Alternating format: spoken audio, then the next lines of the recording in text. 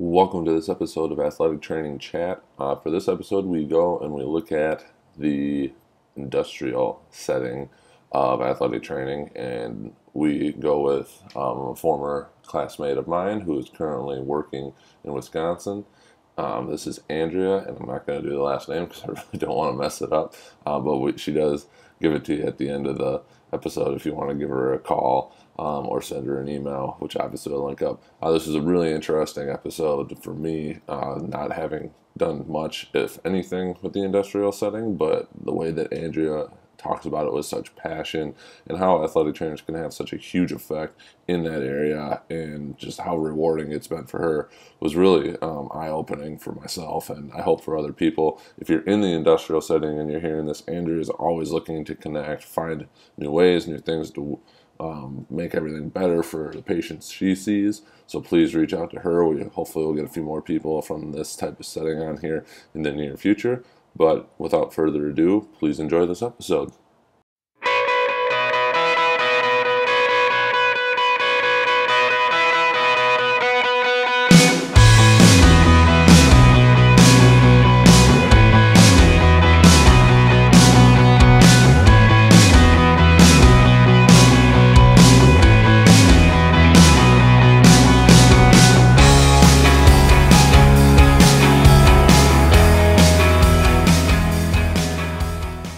In this area to connect with anybody in the industrial setting. So I was like, maybe, this was just, I don't know, I was like, there's no harm in asking. So it was very much, definitely just kind of a route. At least I wanted to try out and see if I can, I don't know. I mean, it's interesting because to who I talk to, it's just so new. Right. I've been doing it for like half a decade now. And it's just been the people that have been able to kind of get into this type of atmosphere, the growth is insane. Right. So it's just been very much like, okay, I'm back in Wisconsin, and it's been nice to be back, but it's been very much a challenge to just connect, because it's such an underground thing. I don't know how else to describe it. No, I could understand that. Yeah, it's always somebody that connects you into it, and then you kind of, because some of these companies, I don't know, because you said you had a contact in the industrial setting right now. Yeah, one of our former graduates is, I guess it's not completely industrial, but she works for Delta, so does athletic training for their entire crew. I guess they got like 7 or 8 athletic trainers, so she'll be one that we're gonna have on the short list to get on here pretty quick. Yeah. Now, does she work for a company, or does she work directly for Delta? I think she might actually work for Delta, but don't quote me on that. No, it's okay. No, that's completely fine. I was just curious about it because there's so many different dynamics too. Right. The previous 2 positions that I was in, I worked for companies that contracted us in. Okay. So there were a lot of different scenarios in which we were kind of immersed, but it was literally just athletic training, just do your thing. Right. So we just kind of jump in, and obviously athletic trainers are very adaptable. So it's like, well, do you do like the ergo stuff? Do we do this? And they would always have some sort of resource that we can kind of pull from. But this one's completely different. Quad Graphics was just like, we want our own athletic trainer. So they hired me on directly, and we're starting this injury prevention program from scratch, literally. Nice. Yeah. So it's almost like I'm starting my own company kind of within the company. It's just, we just got a lot of stuff on our plate this year. So Nothing Quad wrong with Graphics, that. I know, right? With you being in Wisconsin, like you kind of have an understand, like the size of Quad Graphics. Right.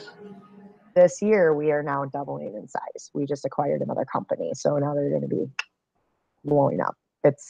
So now there's travel involved. There's all this other stuff. Just ultimately trying to keep all our ducks in a row kind of thing. So, with this being fresh off the bat, they literally just kind of piloted this and said, hey, come on board. And we don't know what you do, but you seem to have experience, and can you just kind of try this out? So I knew as a pilot, they were just going to be like, well, either they like me or they don't. So Right. I knew I was taking a risk, and it turned out really well. We just hired 2 athletic trainers for our 2 biggest sites, Elmira, Wisconsin, and then I went out to Martinsburg, West Virginia, and there's one over there. So, okay. yeah, but I was just, even like the resumes, like what I was getting in, um, not a whole lot, not a whole lot. And it's, I don't know, it blows my mind because I have a 9 to 5 job. I control my hours, Right. I'm here at home right now. You know, it's busy, but it's pretty awesome. Just, the weekends, For free, sure. you know. Yeah, there's a lot of draw to it. Great benefits. You know, I just bought a house. That's always a heck Yeah, of a step. Yeah, that's I always a know, I good one. know. So it's like whenever a job opens up for this, and we get like in a month's time, like a couple of resumes and like a sneeze of them. I'm like, really? Athletic trainers don't want to jump on this. So I was like, I'm trying to like I don't know, talk, get like connect with other athletic trainers. Even Julie, she was in my class. Yep. No longer Sassy, she is Stam. Um, she's out at Madison, and I even connected with her in the sense of like we're not doing more industrial stuff kind of in the undergrad setting and whatnot. And we got ergonomists and whatnot involved, and involved in doing a lot of the ergo evals on site. But people with injury backgrounds, even just having that as an option to pursue ergonomic education and whatnot, it's huge. Just to even just know like injury prevention, kinesiology, all the other stuff. It funnels right into ergonomics very simply. So yeah. I know it's been just kind of an ongoing discussion, but it's just been crazy. It's just been. I'm really stoked to just be at Quad Graphics. So I'm just really, really passionate about it. So I got super, super stoked. Like, hey, I got to reach out to Joel and tell him about this. This stuff's awesome over here. No, this is Yeah, perfect. And to be honest with you, just kind of jumping right into this, I think we've already kind of got going, so we're just going to let it roll. that's Uh, fine. but before we go in any further, because I do have some questions specific to just all the things you've already said, like as the episode to kind of get everybody to know who you are. Could you give just like your background and kind of how you ended up where you were? Because obviously we know each other from Wisconsin Madison, very classic undergrad athletic training experience, and then you were at West Virginia, I believe, continuing that kind of traditional experience. I don't remember what you did there, but yeah, just kind of fill in your background, and then I definitely got some questions for you around this stuff. Yeah, definitely. Well, my background ultimately started off at UW Madison. Go Badgers, right? Just wanted to ultimately just pursue athletic training because I knew I just loved injury. Everybody always says I pursued athletic training because I love sports. Mine was just, I don't know what it was. I just had a draw to injury. It was just fascinating for me.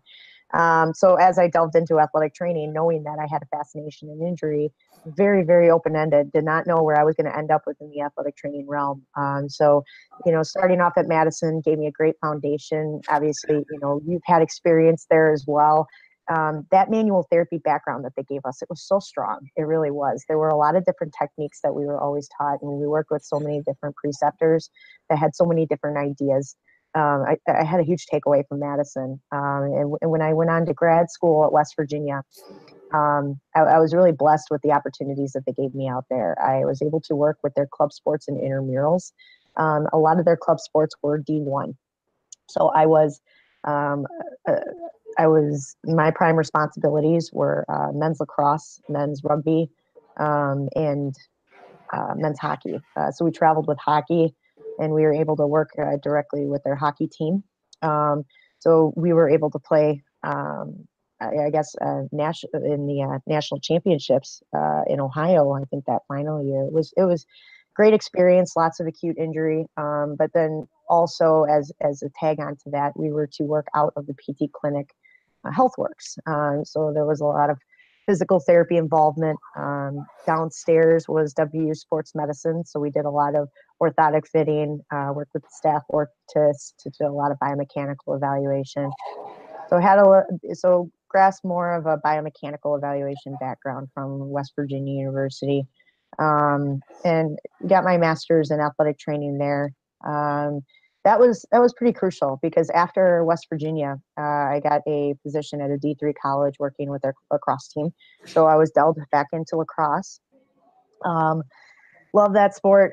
Lots of different injuries between acute and chronic. Worked a little bit with the volleyball team there, but the D3 college I was at, right down in Birmingham, Alabama, I was there for about a couple years, and came back to Wisconsin. I thought that my niche would really be clinical. I wanted to deepen, kind of delve into clinical and see if being a physician extender was really the route that I wanted to take. So I was offered a position at an orthopedic um, clinic here in Wisconsin, and I was able to work um, as a physician extender for a non-surgical team there. And while I was there, I actually went to a retirement celebration at West Virginia for one of the guys that ran the program.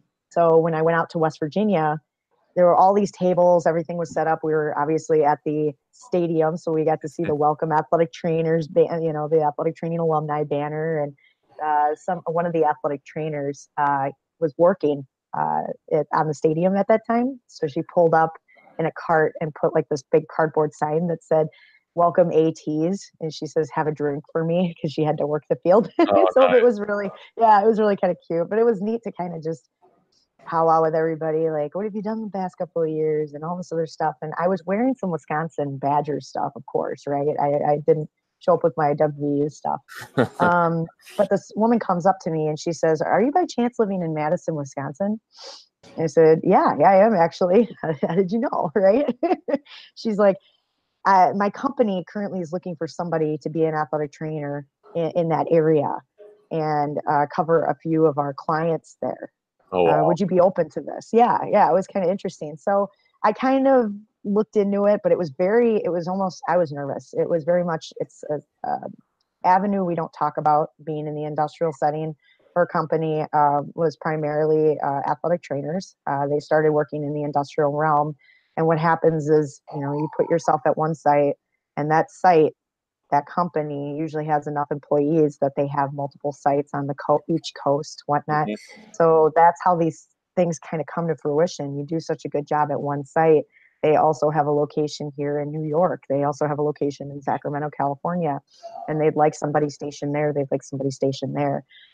So it was very much the company that started. They started in Milwaukee, Wisconsin, and she connected me with their group. I interviewed with them, really connected with them. I said, honestly, I don't know what to expect, but uh, took a chance on it, and it ended up lighting a fire basically in this realm.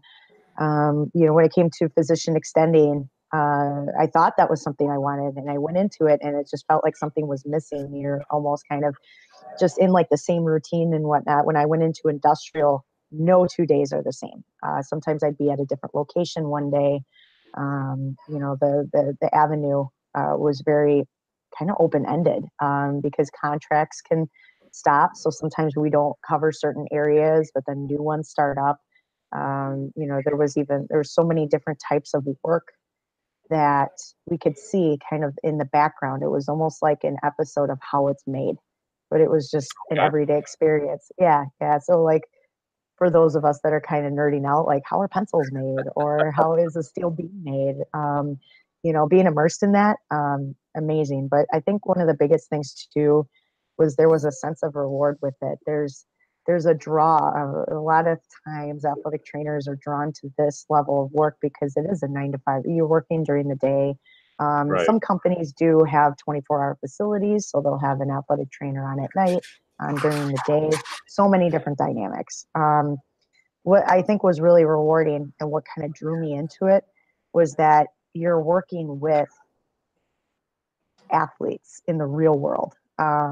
Right. And that sense of reward came that I wasn't helping Joe Schmo, the quarterback. Not saying anything about sports. Not saying anything about sports. But it was rewarding that I was helping a dad that was trying to provide for his family to go home to his kids and be able to throw the ball without having shoulder problems, or be able to go home less fatigued at the end of the day because we did some sort of either corrective exercise or something ergonomically where it makes his job a little bit easier So then when he goes home, he can have quality family time, because these guys, they work such crazy hours. There's so many different avenues and types of injuries that we look at. There's in manufacturing jobs, it's a lot of repetition we can see. In construction, lots of danger. I worked with road construction at one point, where I was out on the road with the guys, and actually seeing firsthand the true concerns that they have when it comes to their safety on site. And I remember having my table set up right behind these huge pieces of machinery, but I go through the same safety training they would, obviously, because I'm in the same scenario they are. But I'm climbing up on these like big, moving vehicles just to work on a guy's neck, or basically kind of working with them on biomechanically what are some positions that he can put himself in to make him a little bit more, safer throughout the day, when it comes to working these 12, 14-hour shifts. Guys shoveling, mass, like just heavy shovel, you have like material that they're shoveling that would weigh 50 pounds a shovel, and they're doing it every 30 seconds. And Right. just, they got a little bit of back pain, but they're fine. They keep pushing through it. So some of the biggest athletes that I've seen have been in this area of work. So it's been like a huge sense of reward. I remember leaving plants on a Friday, ready to go into the weekend, where I had my whole weekend to myself, actually smiling, because it was like that, just that sense of accomplishment. Like, I'd have a group of guys, they're feeling 100% better.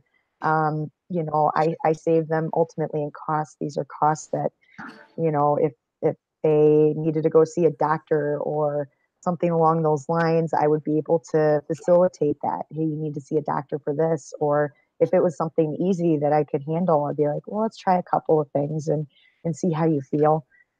There's a lot of things on the spectrum that you can work with. Individuals coming out of physical therapy that just need to ramp back up into their activity. I mean, it's hard to just go from the physical therapy clinic to, just repetitively doing physical tasks for 12, 14 hours at a time.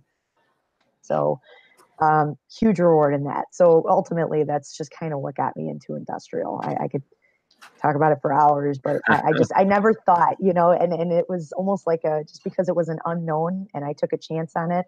I never thought that I'd really love something like this. And it wasn't until I was immersed in it. I'm just hugely passionate about it. There's always a puzzle to figure out, definitely. So it's been kind of a whirlwind. I'm glad I found my niche. Right. So on top of that, kind of going back to what you said even earlier about, you just hired a couple more athletic trainers. The applicant pool wasn't real big. And then just even hearing like your experience and the surprise of it all, like what would you say is some of the biggest like misconceptions that people would need to get past, to like really open their eyes up to the industrial setting? Because I know for like me personally, like I enjoy working with, athletes in the true sense of like the competitive sports type of a thing. But more so recently, and looking at some things we might do, is looking at like the tactical athlete, the Right. firefighters, the EMTs, getting all the way into military. I think for some of that same reason you said, just kind of that sense of like, no offense to Division III athletes or any athletes, like we're helping you guys get to done what done, and there's a sense of pride and reward in that. But yeah, you look at it on like a bigger picture, and you're just like, yep, that's really where it is. So like, what other things would you like things that you would want to break down for people to just kind of like understand more about the industrial setting? Oh, that's a great question, and definitely something that it's always worth giving a try. You don't know until you try it, honestly. But some things to kind of even consider, and some misconceptions, is that I'm I'm I'm going to be happy in this avenue because of the hours or something along those lines. But you still are immersed in different types of settings. You need to be comfortable around equipment. You need to be comfortable taking these safety courses in order to kind of be immersed in something along these lines. So very much I guess on both ends, the misconception can often be that that it's going to be very similar. Every job is going to be similar in which it's not. It's that basically the point that I'm trying to get at is like the industrial realm. I love it, and I love being immersed in it, but I have been at various sites and various positions where I didn't. So don't always write it off, I guess, is basically it, because you don't really know the scenario or the setting until you kind of either gather enough information about it or even just be present in it in general. On-site interviews are crucial. We're able to kind of get a sense of the environment that you're going to be in. And there's so many different dynamics within varying sites. So it's really kind of just crucial to gather as much information about the site that you're going into in order to kind of make a conclusive and definitive decision. Because there are a lot of misconceptions that because I had one bad experience at this place, I'm going to have another bad experience somewhere else. And that's not always the case. Yeah. And even with other areas too, some people are, jumping into one area, and loving it. So then they transfer over to maybe another area thinking it's going to be the same thing. And it's not, because there's varying pools of work within that demographic. But definitely something that I strongly push for anybody that's just interested in variety, interested in an active atmosphere. There's always a puzzle to be figured out. How can I help this person with their injury? Where did it come from? Is the job unsafe? Is it, a person's personal medical history that's involved? Lots of different things that kind of come into that. So definitely it's just a part of just, I guess, the whole research process and what you're getting into first. But the industrial setting, hands down, I've had more positive experiences than not. But just like any other job task too, once you do your research, you can kind of in your stomach feel what's right for you and what's not. But you're definitely working in a man's world too. So it's a majority of the time, it's all, you're going to be working with middle-aged guys, or, you're going to have a little bit of that kind of camaraderie going on. But I love it. I grew up on the farm. My dad was a welder. So I feel like I'm working with a bunch of my dads, like that's So basically the setup. that was a question I was going to have: is how would you compare like the compliance? Because we all know athletes are always compliant. What you Right. want them to do. And I know you talked about trying to create like the buy-in. You're something new. Do people really know that you're there? Like that. What is it that you actually do? But how have you found like their buy-in to what you're able to do for them? How has that been? Oh my gosh, it's it's it's hilarious. I'm sorry. Just when you step in, and especially in my package here, I'm a very short, 5 foot tall, individual coming out and being like, "Hey, this will make your, make your pain go away," or "Hey, here's something that stretching's great," and they just like laugh it off. Or who is this person? Like it just comes out of nowhere, right? Right. So ultimately, you're very proactive minded because as an athletic trainer, you're immersed in injury and types of things that prevent injury. So when you come into an environment like that where they don't know you, especially a brand new contract, usually new contracts, it's like, here's a brand new athletic trainer, here you go. It's almost like you have to be more reactive in order to change the mindset to proactive. You're changing a culture. So having an immersed athletic trainer makes it very, it makes it doable. If I were to just show up one day and that's it, you really don't have that buy-in factor. It's Yeah. having the athletic trainer every day, just like in the sports setting. They know to come to you. They know where your training room is because athletic training room, because ultimately, I know, right? See, that's what happens when you're immersed in the industrial setting. You That's start Dr. talking like them. That's Dr. Winterstein to I a know. T every time. Is yeah. It's a Never tick. say It's training a room. tick. Yeah. Yep, it never stops. He's always up here. And I can never Um, call a physician anything other than doctor, even if they tell me to. Can't do it. Can't do it. Ingrained. Exactly. um, so yeah, it's a very relaxed environment in the sense of, you basically get to go out and build relationships with these people. So even just asking them how their day is going or anything like that, they get to know you, you get to know them, and you earn a level of trust in which those questions, that level of vulnerability that you have, and especially, you know, guys always feel the weight of the world on their shoulders, you know, providing for their families and whatnot, you know, and we do see women in these environments as well. It's a little bit further farther between, but it's amazing to just see, you know, women out there doing this type of work. It's awesome. You know, you just kind of it's inspiring. But ultimately, like working with different demographics and different scenarios, they're all there for one reason, and it's to provide for the people that they love. So there's a lot of pressure on them, and they try to work through a lot of pain. They try to work through a lot of their injuries, or they don't want to say anything about their injury because they don't want to seem weak. They don't want to. So you're almost breaking down those barriers in the sense of it's okay. If you Right. start feeling any early onset soreness, tightness, anything like that, come to me, let me know. Let's start addressing this before it becomes a full-fledged injury, you know, because a full-fledged injury, you need to take time off from work. You have to go to the doctor. You have to, you know, physical therapy, anything like that. You know, we don't want to let anything get to that point. So very Makes much sense. so, it's kind of that, you know, because they're like, where does the injury prevention occur? It comes from communication. It comes from, you know, that level of environment. So to get that buy-in, it's almost like you have to start taking care of some of these things. Even if it's something as simple as stretching, you know, talking to them about their day, or I've had like a little bit of this going on. Once you break down those, that barrier and kind of earn that trust and you have that dialogue, you kind of dip in and start doing things and saying like, hey, try this. And they're just amazed at how much better they feel. So the buy-in almost comes from just taking care of one injury, but the word spreads like wildfire. You take That's care of, awesome. yep, one guy named Bill, and Bill just tells all of his friends. And then all of a sudden, now I'm at the level where I'm getting emailed and called being like, oh, go see Andrea. She'll fix you in a day, which I'm like, whoa, now it's a lot of pressure, you Let's not know? overcommit now, guys. Like, Right, right. And it's very flattered. simple.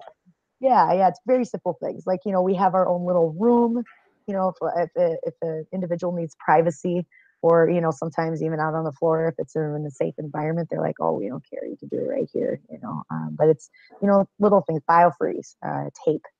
Nice. We stay within the realms of first aid management according to OSHA. So just very, very simple things, dairy strips, that kind of stuff.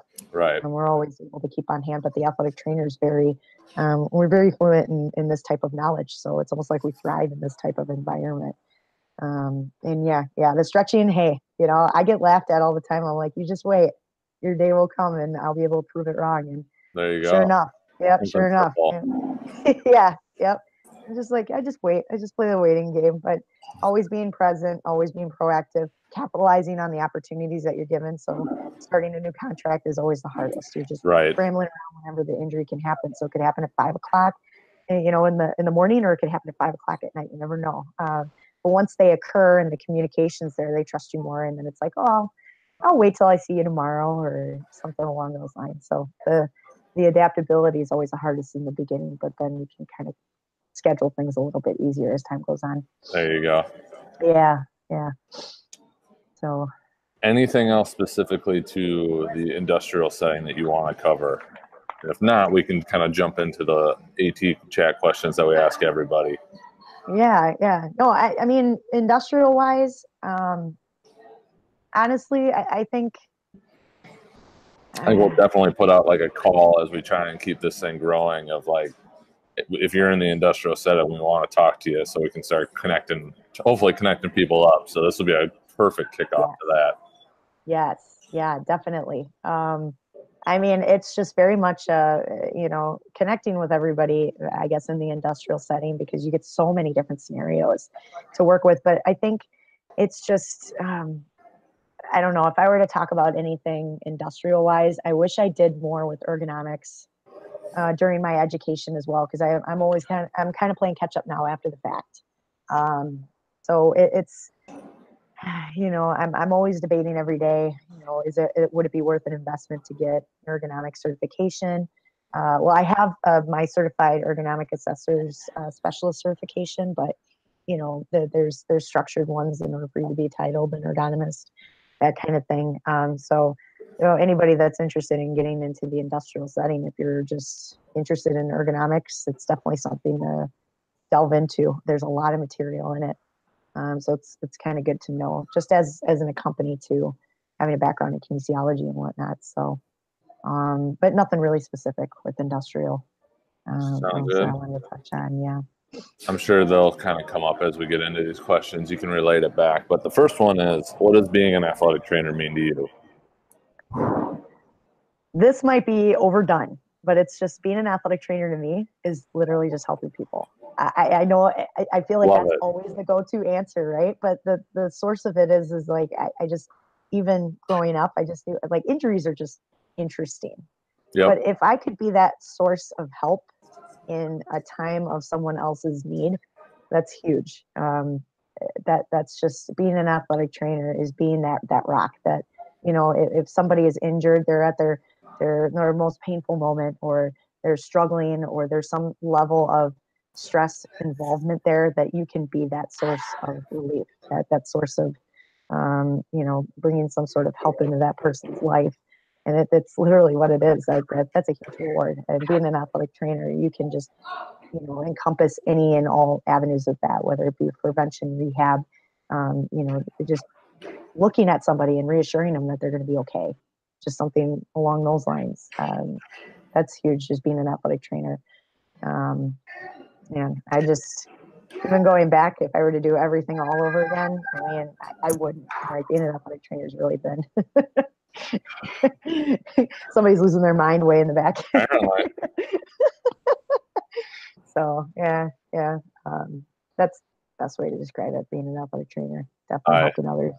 That's a great answer. Thank you for that one. What advice would you give yourself as a young athletic trainer? I mean, no, neither one of us are exactly pushing veteran status yet, but even if you could go back 5 years or whatnot, what advice would you give yourself? I don't know. My joints are starting to feel it. I've been immersed in an older generation here over on this side. I'm starting to acclimate to their culture. I think the arthritis is starting. There you go. No, honestly, and even working with an older population, they're like, if I were to go back in time and be another age, what would it be? Or, if you were to, and they always say their 30s. And right now I'm in my 30s, and been a certified athletic trainer now for 10 years. And if I were to ultimately, as a young athletic trainer, I'm always getting advice. But a good piece of advice that I was given recently, because when you're certified and you're always trying to prove yourself, so you kind of become a doer as an athletic trainer. You just constantly do things. As you start progressing and almost accomplishing the things that you want to accomplish, to start having more faith in others, that it's okay, you don't always have to be the one to do it, Okay. that trusting in your team, and basically showing some sort of basically working on leadership skills in varying ways. We're always given leadership skills, and here's a scenario, here's an injury, and here's how you're taught to be a leader. But now you're now managing more and more people as you succeed and as you progress, and especially in the industrial setting. I'm not just taking care of people in Sussex, Wisconsin. I'm now taking care of people in different zip codes. So it's very much a communication, all that other stuff obviously comes into play. But as a young athletic trainer, gosh, you're just going, you're just doing everything all by yourself almost, you feel like.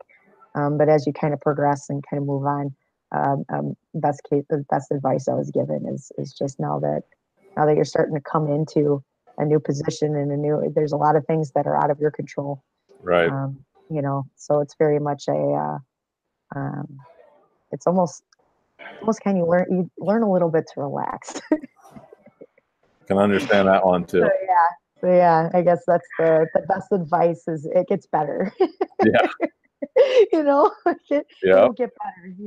Keep your nose to the grindstone. But I know there's been a lot of my colleagues, they've left the athletic training profession, or it was the stepping stone into another profession.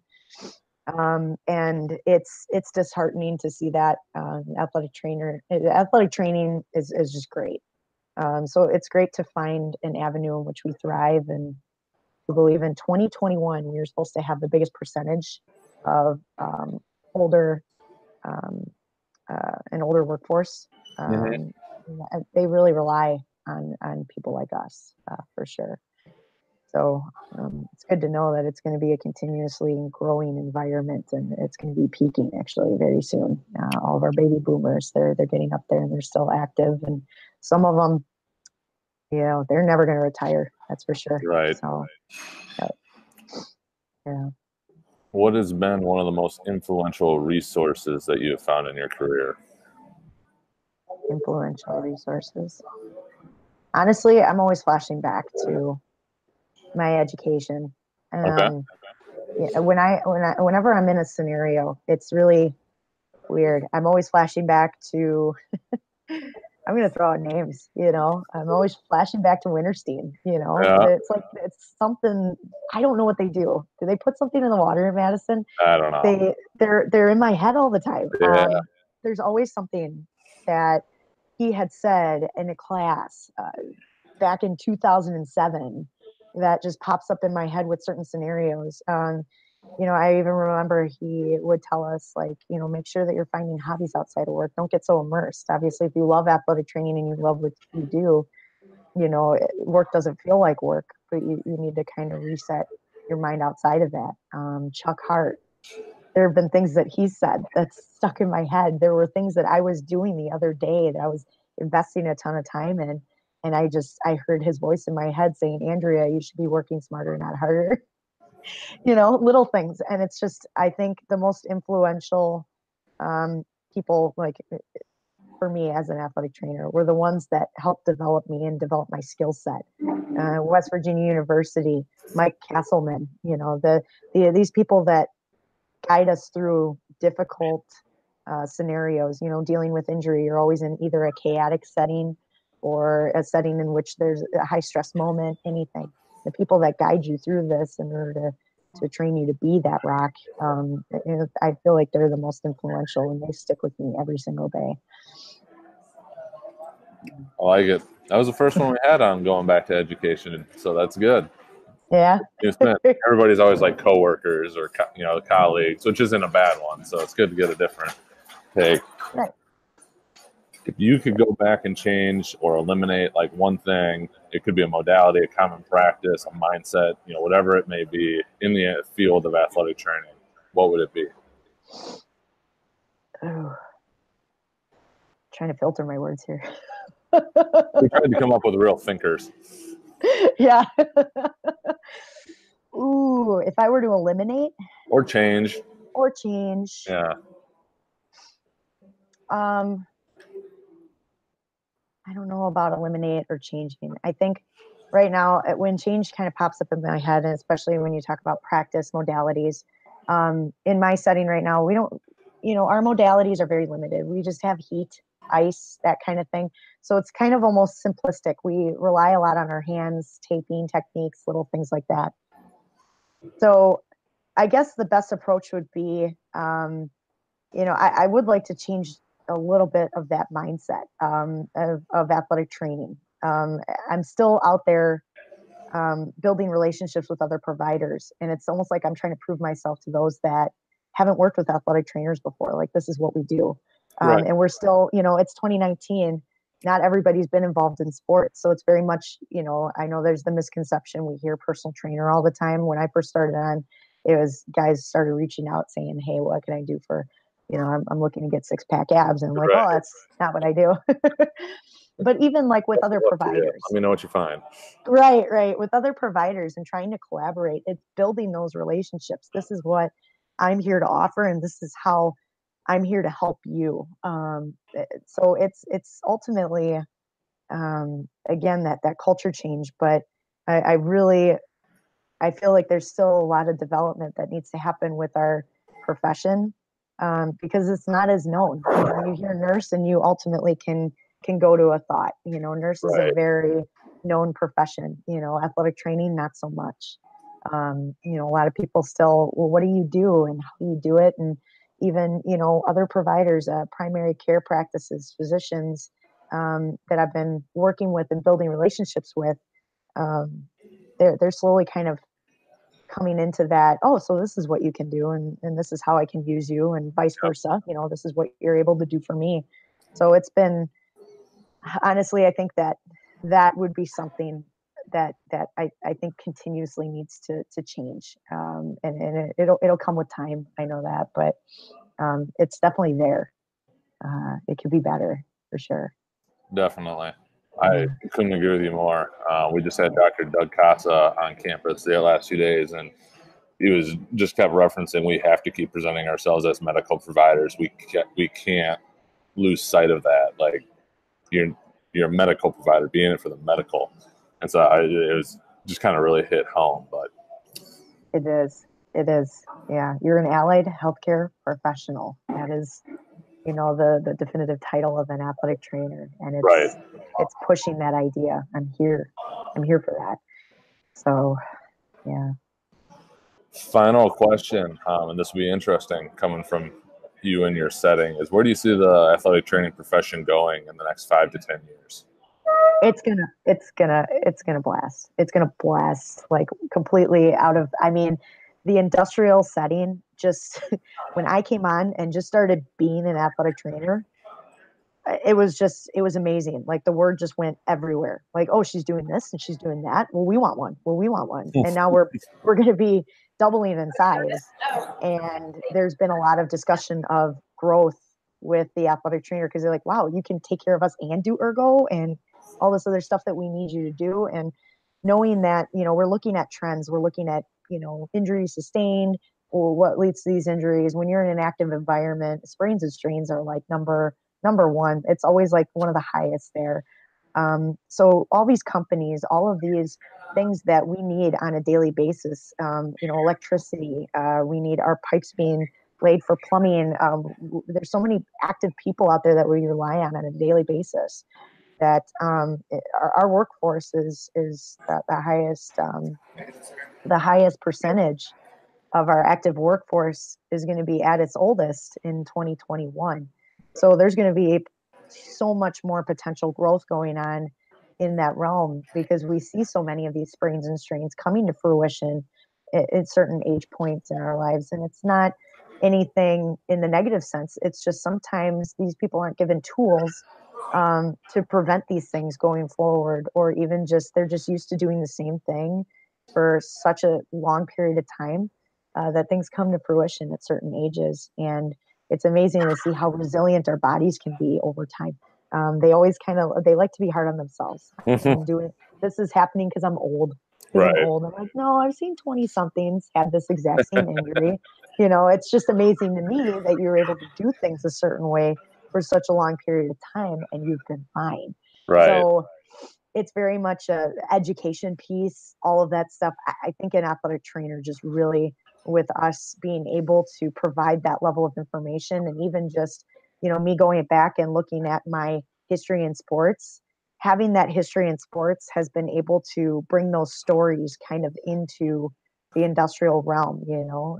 I could talk to somebody and say, I've had this exact same scenario with a football player, and Right. they didn't have to be of a certain age or anything like that. So everybody, they're so hard on themselves because of age.